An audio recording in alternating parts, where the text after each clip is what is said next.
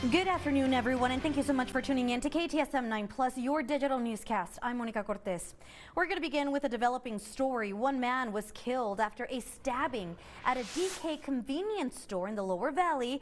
This is a story we first told you about during our noon newscast. According to police, the incident happened at the 5600 block of Alameda around 9:40 this morning. And according to El Paso Police Department, the man who died was involved in a fight with another man before he was stabbed. Police are now looking for a suspect they simply described as Hispanic after he fled the crime scene. Police tell us that the victim is believed to be in his 40s. He was rushed to the hospital where he later died from his injuries. Anyone with information is asked to call the Crimes Against Persons unit at the number you see right there on your screen. And the El Paso community is mourning the death of Estine Davis, owner of a historic black-owned business. A friend of Davis announced her death last night. And as many of you may already know, Davis owned a barber shop for over 70 years, and she was one of the first black women to own and operate her own business here in El Paso.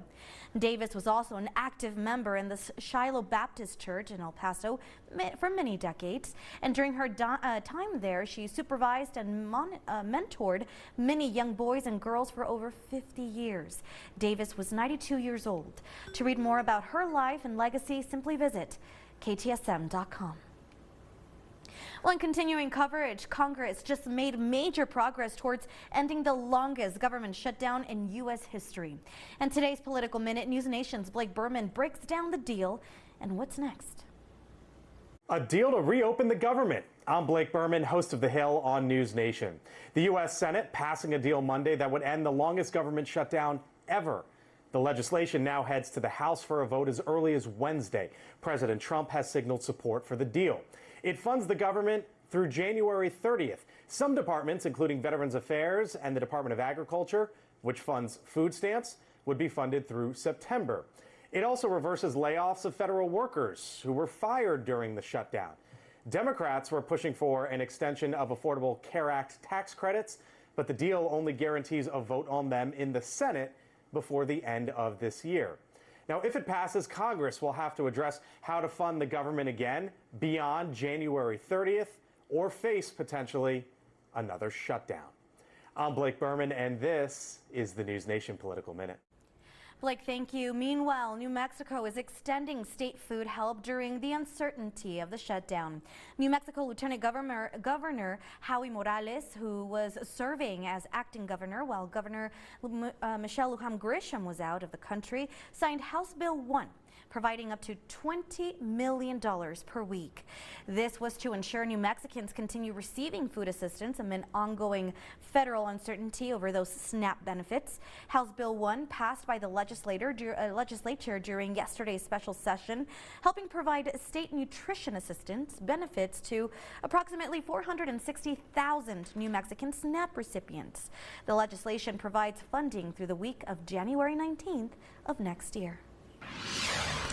All right, let's talk about what is going on in our weather, and that is it's warming up. I know it's in November, hard to believe that our weather is going to soon hit those 80s, but Robert, you're telling us brace ourselves for that warming trend. Warming trend, and you know, for so many days the models had consistently tracked a California storm to come our way this weekend, but now they've decided to change their mind, and that system will head through Las Vegas instead of us. So we're going to warm up. Here's your low temperatures from this morning. Not so warm at the airport, 39 degrees right at the predicted low, 33 Las Cruces, 32 Deming, and 45 Juarez. High temperatures today on this Veterans Day so far, 78 for Juarez, 75 El Paso, 72 Las Cruces, and 76 Deming. Yesterday's high temperature was 69, so we knew that we would be warmer today. And what a beautiful day. Look at this, 74 at the airport. Winds light out of the southwest, about 9 miles per hour. We're going to stay clear tonight, but because we had a warmer afternoon, we shall be warmer overall this evening. It's into the 80s starting tomorrow. 80 on Wednesday, Thursday a little bit warmer, Friday a little bit warmer. Now Saturday looks to be the warmest day. I'm going to have your detailed forecast coming up in just a little bit. Monica. Robert, thank you so much. Let's go ahead and take a quick look at our traffic cameras. This is what it looks like. I-10 Schuster. Things are looking quite nicely and smooth. Nothing really to slow us down. El Paso City Council will hold a work session next week. On the agenda, an additional monthly fee for repairing and maintaining streets. The agenda item was proposed by Deputy City Manager Yvette Hernandez. City Council is scheduled to have its next work session on Monday, November 17th at City Hall. The fee would apply to El Paso business owners and residents, and we have reached out to city officials and are awaiting their response. If you'd like to read more on this agenda item, just visit our website, KTSM.com. Happy birthday, dear Camilo. Happy birthday to you. Well, first at 4, a very special celebration took place this afternoon at the Hospitals of Providence Trans Mountain campus as Estanislao Rubalcaba celebrated his 102nd birthday this morning, and I got to join Mr. Rubalcalba's medical team and family to sing happy birthday to him. When I asked him what the secret to a long life is, this is what he told me. Pero yo vivo tan contento. I am very happy with my life. Live well, with lots of harmony, with lots of faith. Live with a lot of respect for other people. Live in peace. And Estanislao told us that he still enjoys drinking Coca-Cola, the Mexican kind of course, and that it is what he requested to drink as he celebrated today. So very happy birthday to you from all of us right here at KTSM. Well, President Trump suggested that most Americans may receive at least $2,000 from the tariff revenue collected this year. And coming up, we're going to go over your thoughts in today's In the Comments segment. Thank you so much for tuning in to KTSM 9+, always putting local first. Scan to download KTSM Plus free.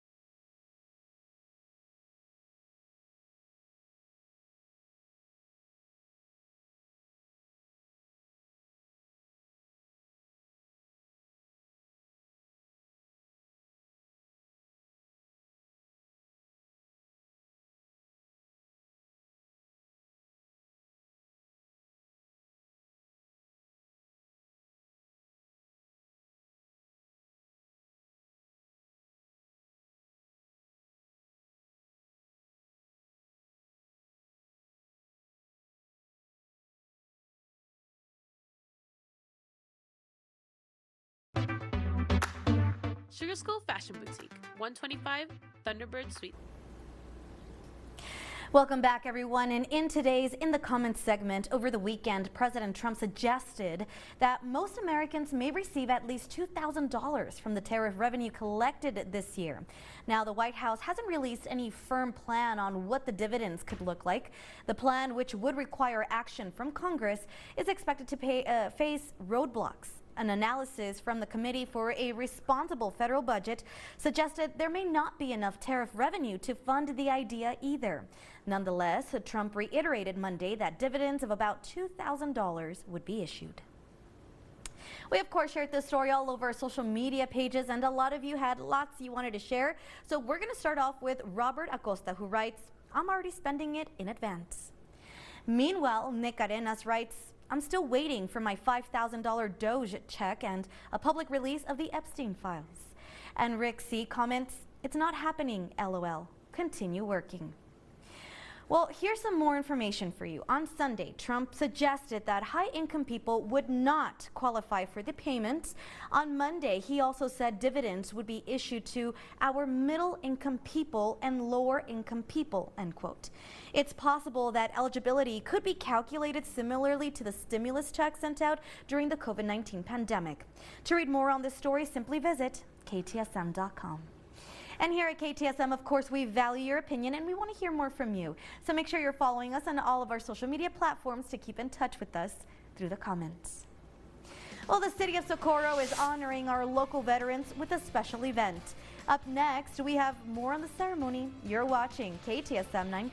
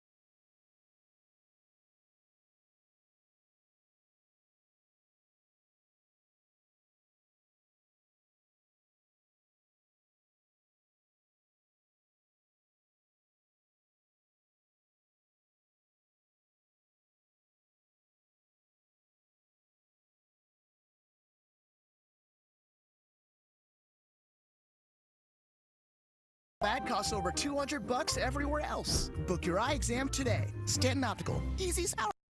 Your local weather authority, Robert Bettis, the Borderlands' only certified broadcast meteorologist.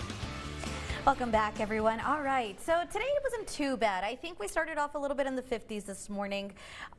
We didn't hit 80s yet, right? We're not in the 80s today? We are not in the 80s yet. You know, it's funny because this morning we were actually colder.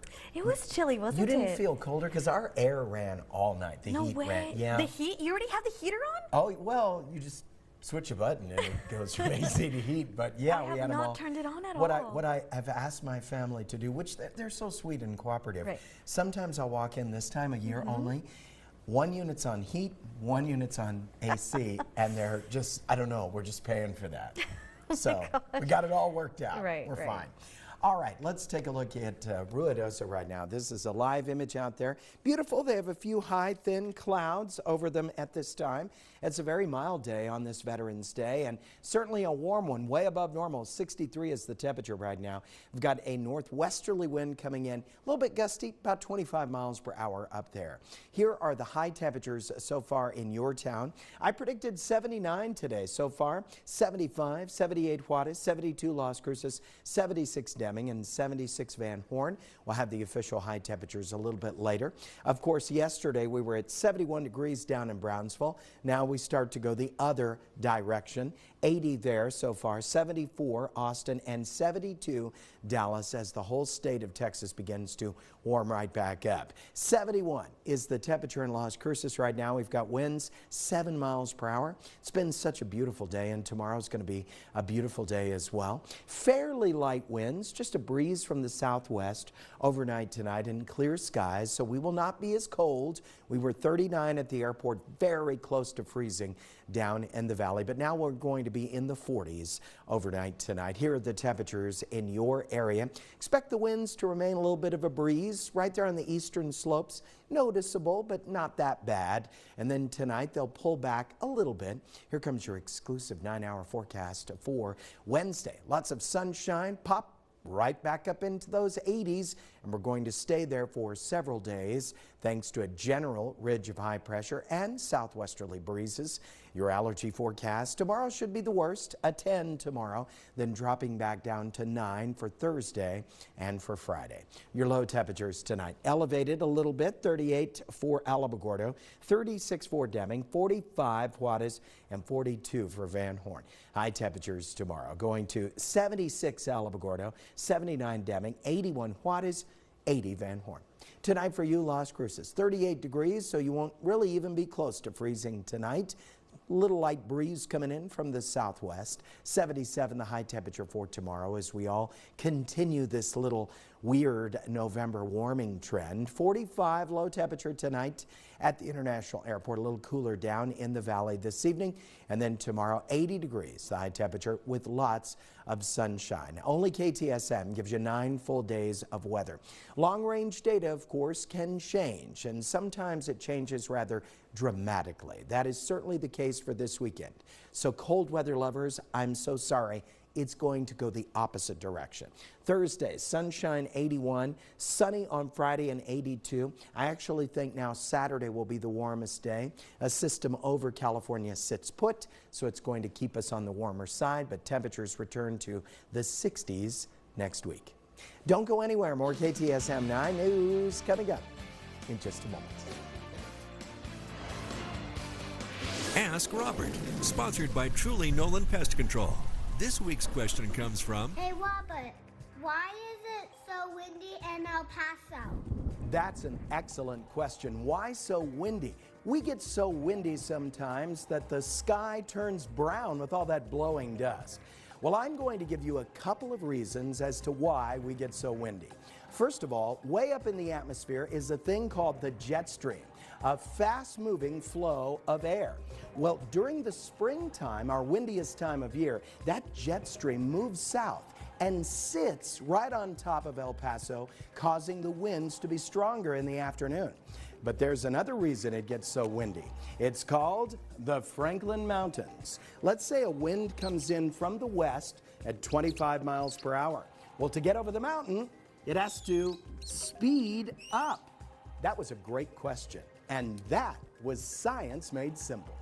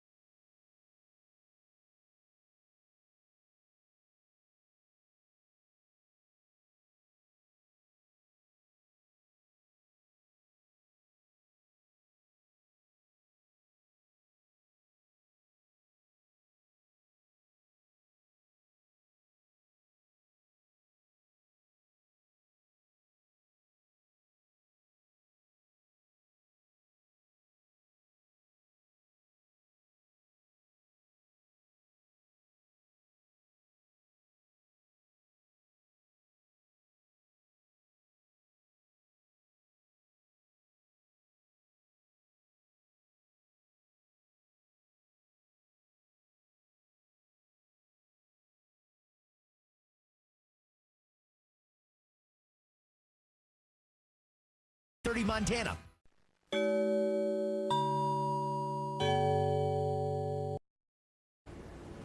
Welcome back, everyone. Well, the city of Socorro hosted their Veterans Memorial and Ceremony this morning, honoring our local heroes. The city event held their memorial sign unveiling, symbolizing the community's continued commitment to honoring the men and women who have served in the United States Armed Forces. Guest speakers, elected officials, and community leaders gathered to pay tribute to the Borderlands veterans. Commission awarded $46 million in grants this year to organizations that provide important services to thousands of Texas veterans in New Braunfels. One family received a new house.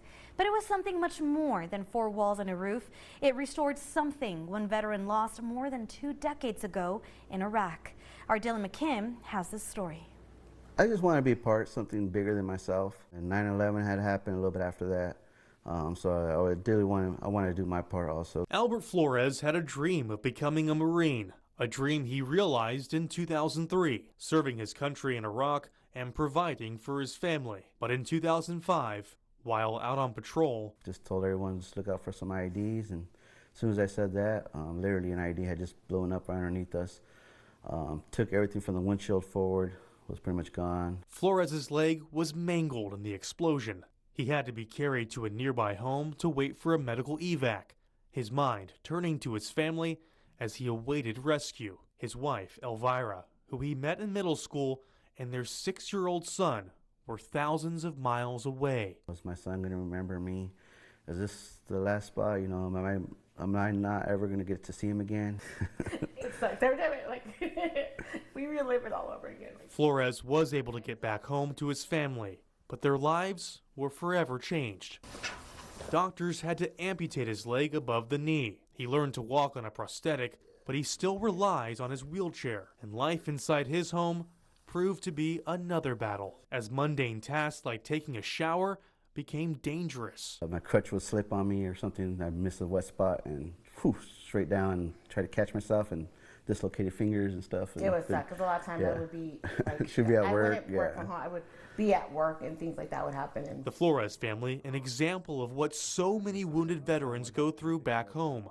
That's where Homes for Our Troops comes in. The organization builds custom homes for veterans adapted for their needs. In essence, what they did for us is sacrifice their freedom and independence because they need assistance on a lot of those just daily mundane things that we all take for granted.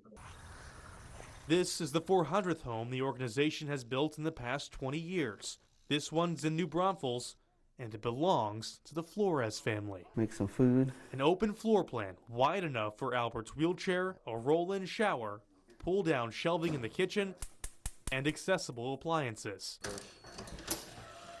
And a fully paved path around the home, restoring freedom back to Albert's life and lowering the stress for his family. More than 93% of our veterans say that the stress level across the entire family has gone down. I just feel we're more happier now. Like he's more happier also, like he just has that independence back, I guess. Now, Elvira can go to work without having to worry about her husband at home, and their house has become the go-to place for family gatherings and watching football on the weekend. For Albert, it restored something in him that he fought to protect 2 decades ago. Plus now, you know, I can hold my head up high. I have my independence back. In New Braunfels, I'm Dylan McKim. And the Flores family moved into the house more than a year ago. Governor Greg Abbott presented the keys to the family at a ceremony last year and even toured the house to see the special adaptations firsthand. All right, don't go anywhere. We still have another half hour of news and weather.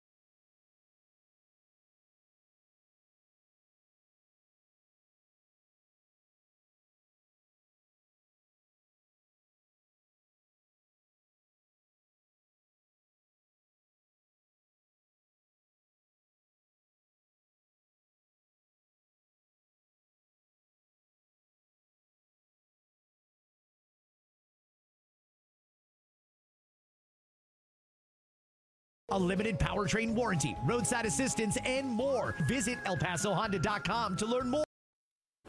Welcome back to KTSM Plus. Now over to our top story for today. One man was killed after a stabbing at a DK convenience store in the Lower Valley. This is a story we first told you about during our noon newscast. Now, according to police, the incident happened at the 5600 block of Alameda around 9:40 this morning. According to EPPD, the man who died was involved in a fight with another man before he was stabbed. Police are now looking for a suspect they simply described as Hispanic after he fled the crime scene. Police tell us the victim is believed to be in his 40s. He was rushed to the hospital where he later died from his injuries. Anyone with information is being asked to call the Crimes Against Persons Unit at the number you see right there on your screen. Meanwhile, President Donald Trump's administration returned to the Supreme Court yesterday in a push to keep full payments in the SNAP federal food aid program frozen while the government is shut down. As KTSM previously told you, the programs help 42 million Americans, including nearly 70,000 households right here in El Paso, to buy groceries. Lower courts have ruled that the government must keep full payments flowing, but the Trump administration is asking the Supreme Court to keep them frozen for now. The High Court is expected to rule today. Well, in case you missed it, as temperatures start to cool a little bit, your gas bill could be on the rise, and more than what you typically see in the winter months. Texas Gas Service is proposing a 27% rate increase for its El Paso customers. KTSM 9 News reporter Diana Castillo explains the proposal and the reaction to it.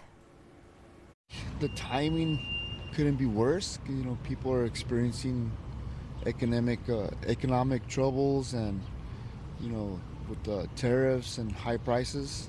Texas Gas Service is proposing a rate increase that would raise monthly bills for small residential customers by a little over $10, and for large residential customers, a little over $14. The company says the change could help cover rising costs, improve service reliability, and support local jobs. If approved, the company says the new rates could take effect as soon as February. But the city of El Paso says it could combine El Paso rates with other parts of Texas, potentially making residents pay more to cover costs elsewhere. By consolidating all of the service areas, they are essentially requiring El Paso to supplement, or subsidize rather, all of Texas, which would mean a 27% increase for residents as it's being proposed right now. The city asked Texas Gas Service to hold community meetings this week across El Paso so residents can learn more and share their feedback before a public hearing on November 17th. We've asked Texas Gas to come on the 17th and be able to give a presentation to the council members. It's a public hearing. The public will be invited to speak also at that event. We're opposed to this rate increase as it's being proposed, but we want the public to also be able to say and speak their piece. And that was Diana Castillo reporting. Now, after the public hearing, the proposal will then go to the Texas Railroad Commission, which is expected to make a final decision in early 2026. Meanwhile, Camp Mystic, where 25 children died during the July floods, now faces multiple lawsuits. This all according to one of the attorneys and filings on behalf of at least 9 families. The lawsuits highlight some of the issues uncovered in the months since the disaster, and the lawsuit accuses the camp of gross negligence and disregard for safety, arguing the deaths of 27 campers and counselors were preventable. Lawyers point to emergency instructions given that in the event of flooding, campers and counselors should never wander away, and all cabins are located on, quote, high safe locations. The Austin attorney for one family spoke about their suit, accusing the camp of failing to build cabins in safe locations, ignoring repeated flood warnings, and not having an effective emergency or evacuation plan. Every other camp on this river was able to get their kids out of harm's way on the night of this flood. They had notice, and they failed to react in a timely manner, and when they did react, it was far too late.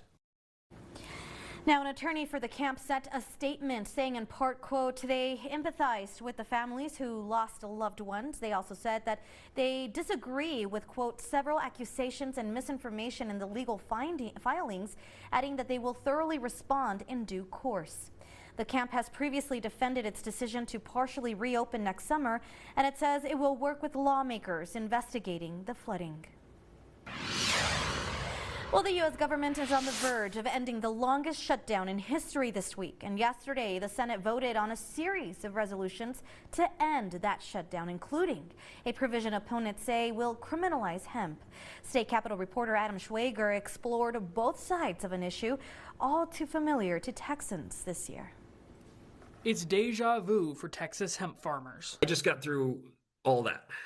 And then this lands on the table. On Monday, the U.S. Senate voted to clarify the definition of hemp, which proponents say is intended to shut down sales of intoxicating consumable hemp products. Congress never intended to legalize marijuana just by a different, small chemical formulation difference. THC drinks have become incredibly popular over the last couple of years, with retailers like Total Wine & More having entire THC sections, including selling shots like this, which can turn any regular drink into an intoxicating drink. There's no calories, there's no carbs, and you don't wake up hungover.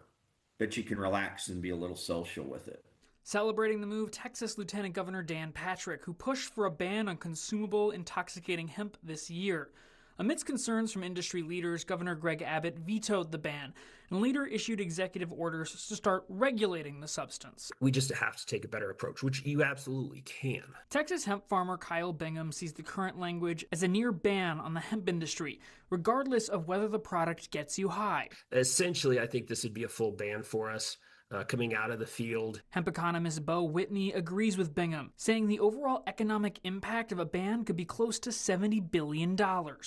I can't recall any other industry that's been impacted like this or targeted like this through congressional legislation. However, those who oppose intoxicating hemp products aren't feeling sorry for the industry. At the end of the day, legalizing these products, whether it's hemp-derived or marijuana-derived, it's really about money. It's about money for a small number of people. The bill with the THC provision is now in front of the U.S. House. In Austin, I'm Adam Schwager.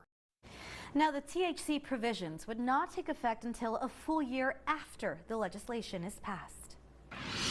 All right, let's go ahead and talk a little bit about weather now, because it looks really nice and calm out there. As a matter of fact, it's hard to believe we're in November as we're about to see some very warm temperatures headed our way. Robert. Monica, you still have not turned on your heat? No. Literally? You know what? Maybe it's where I live. It's very warm, but I haven't had the need for it yet. Wow. You've got a well-built home. Our heater comes on every 30 minutes. All right, here are the low temperatures from this morning. We were 39 at the airport, colder down in the valley. Of course, if you live up in the hills, a little warmer than right along the river, and I think we live in the coldest part of town. 33 Las Cruces, 32 Deming, 45 Juarez, and 34 Alamogordo. Right now, we're 74 degrees on this Veterans Day. Just a gorgeous day. Just take it in. Today will be the day in the 70s before we leap up into the low 80s, and the 80s will follow us right into the weekend. Long-range data has changed dramatically, especially for Saturday. It won't be cold anymore. In fact, quite the opposite. Could be the warmest day of the week. Here's a quick look. Tomorrow, 80, 81 on Thursday, even warmer on Friday. I'm going to have your detailed 9-day forecast coming up in just a little bit. Monica.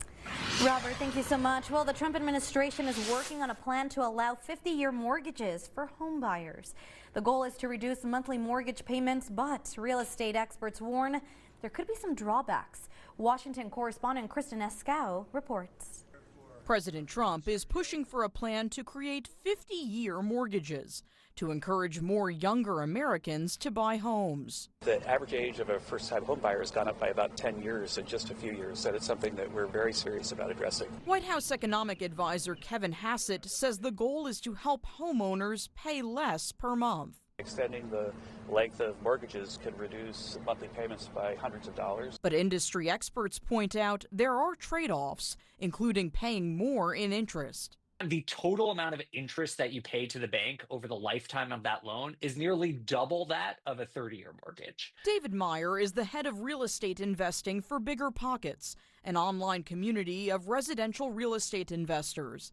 He says with a 50-year mortgage, it'll take a lot longer to build equity. But he says it could be an option for some home buyers. I think it could be helpful for people who are sort of on the edge of being able to afford the type of home that they want. But Meyer does offer a suggestion. You should consider refinancing as soon as possible to a 30-year or shorter mortgage. The Federal Housing Finance Agency director says his team is still working out the details for their plan and exactly how these 50-year mortgages would work. He says that the mortgages are part of, quote, a wide arsenal of solutions that will be used to help younger people afford homes. In Washington, I'm Kristen Escow. And back here in the borderland, Immunize El Paso received a $20,000 grant this week set to expand health services across the Sun City. The donation was gifted from the Carl C. Anderson Sr. and Marie Jo Anderson Charitable Foundation. Immunize El Paso says its mobile clinic operations, its Flu to You program, and other critical services for El Pasoans who need it the most. Well, coming up, New Mexico extends state food help during uncertainty of the shutdown. We're going to go over your comments and in this comments segment. Thank you so much for tuning in to KTSM 9+, always.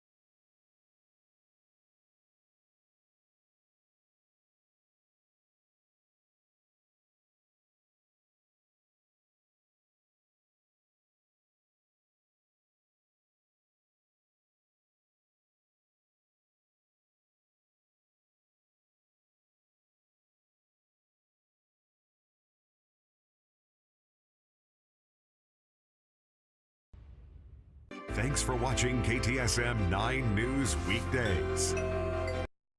Your local weather authority. Robert Bettis, the Borderlands' only certified broadcast meteorologist. Monica. Yes? Andy Morgan has already gone full Clark Griswold at his Wait, home. he already decorated everything? Yes, now that he has Margot, he says, why should we wait to get close to Christmas? We're going to have it turn into a winter wonderland. Oh, isn't that sweet? That is awesome. I think I'm going to start decorating sometime this weekend or next weekend. I Wow. think it's time. Really? I do. But it's crazy because my godmother would always say, like, are we celebrating Christmas or are we celebrating the tree?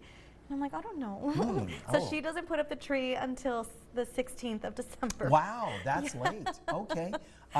Understood. I still have my pumpkins. I want to get money out of them. So we're going to hold the pumpkins through Thanksgiving. you Okay, know? after Thanksgiving you'll decorate? Oh, that's the weekend for me. But I say, fine, if you want to just do it. Just put out those lights and enjoy life. 39, our low temperature from this morning at the airport. It was just above freezing down in the valley. Of course, we knew tonight, or rather last night, would be our coldest so far of the week, at least for El Paso. A little warmer in Alamogordo at 34, 33 Las Cruces, 32 Deming, and 35 Silver City. Here are the high temperatures in your town so far today on this Veterans Day. Just absolutely beautiful. 75 has been our high thus far. 78 for Juarez, 72 Las Cruces, 71 TRC, and 66 up in Ruidoso. Well, the great weather just keeps on going, albeit unusual. Normal this time of year is about 68. Right now we're 70 in Las Cruces. Winds coming in from the west-southwest at 6 miles per hour. Here comes your exclusive 9-hour forecast for Wednesday.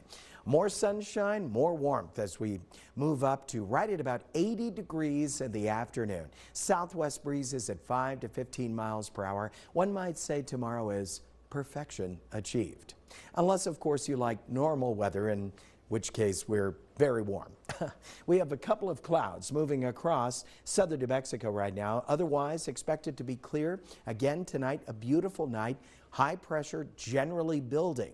Now, the long-range model has changed dramatically from the last couple of days, and it does that. It'll get a track on a storm location and project it going a certain direction. Well, that direction has changed. The California storm is now going to head more north toward Las Vegas, away from the borderland. In fact, for us, it's going to have the opposite effect. It's going to warm us up on Saturday, so no chilly winds coming in this weekend. Here are the temperatures in your area right now. Your allergy forecast looks like this: 10 for tomorrow and then dropping down to 9s for the next couple of days. 38 low temperature for you tonight, Las Cruces. Clear skies tomorrow. Your high at 77 degrees and sunny. Southwesterly breezes tonight for us. 45 at the airport, about 41 in the valley tonight, and then 80 our high temperature for tomorrow, which will be a stretch of 80-degree weather. Now, only KTSM gives you 9 full days of weather. Thursday, sunshine, a little warmer at 81. Friday, winds only to about 20 miles per hour. Gorgeous day, 82. Saturday, 83. We'll get winds gusting to about 20, 25 miles per hour. Winds will be a little bit stronger on Sunday as we cool to 74. Then Monday, we return closer to normal at 69 degrees and cooler next week with a chance of showers on Wednesday, 66 that day, a little windy at times Thursday, and 62. Monica. Robert, thank you so much. Let's go ahead and take you outside using our TechStock cameras. And this is I-10 Westmoreland in East El Paso, and things are looking quite nicely in this part of the city. Nothing really to slow us down. Well, New Mexico Lieutenant Governor Howie Morales signed House Bill 1 on Monday, providing up to $20 million per week to ensure New Mexicans continue receiving food assistance amid ongoing federal uncertainty over SNAP. House Bill 1 authorizes weekly appropriations from the General Fund Operating Reserve to provide state nutrition assistance benefits to approximately 460,000 New Mexicans who rely on SNAP benefits. Now, the legislation provides funding through the week of January 19th, ensuring continuity of SNAP benefits. Now, the state did administer full federal November SNAP benefits on November 7th to eligible New Mexicans whose issuance date fell between November 1st and the 8th, with benefits set to be released for those with funding days that come later in the month. We ended up sharing the story all over our social media accounts, and well, lots of you had lots you wanted to share. So we're going to start off with Patrick Padilla, who says, "Thank you for taking care of the underprivileged. Hunger is a terrible thing, especially when there are babies going hungry." Herman Jr. writes, "Not all of us qualify for food assistance after working for so many years." And Olivia Grimes Crump writes, "New Mexico is a poor state. Why are our leaders wasting money like this? They should be required to get people off of benefits, not helping to keep them on it." By the way, SNAP, established under the Food Stamp Act of 1964, is the nation's largest anti-hunger program, serving approximately 42 million Americans each year. And the program also generates economic activity, producing up to $1.8 million in local economic benefits for every SNAP dollar spent. And here at KTSM, of course, we value your opinion and we want to hear more from you. So make sure you're keeping up with us and following us on all of our social media platforms to keep in touch with us through the comments. All right, don't go anywhere. We'll be right back after this quick break.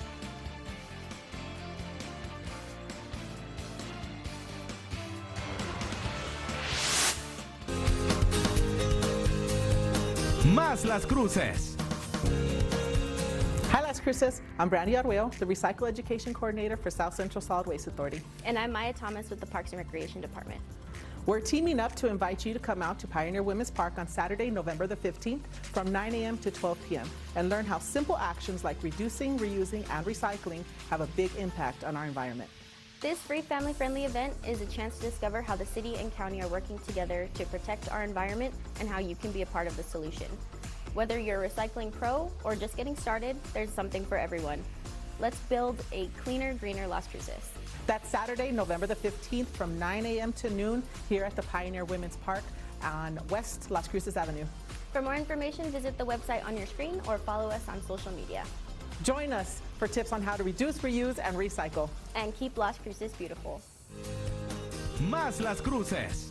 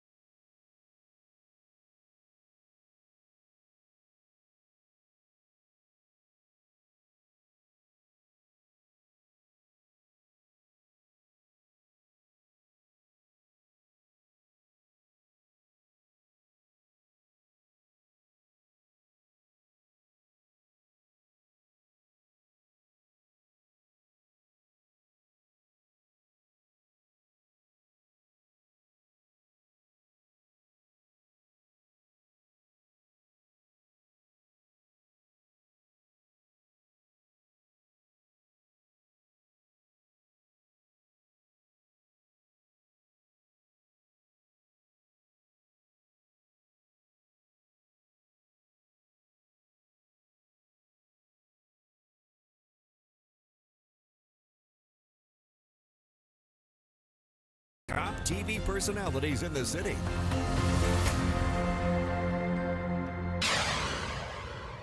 Here's the last look at your forecast. High temperature tomorrow, 80 degrees. It's a stretch of warm weather. And a radical change in the data means that Saturday won't be chilly at all. It'll be quite warm. 83, the high temperature that day. Warm winds, and then on Sunday, a little bit cooler at 74. Then we'll drop down into those upper 60s, mid 60s by Wednesday with a chance of showers that day. Monica. Robert, thank you so much, and thank you for tuning in to KTSM 9+. I'm Monica Cortez. I'll see you all tomorrow, but don't go anywhere. 9 News Now with Estela Casas is up next.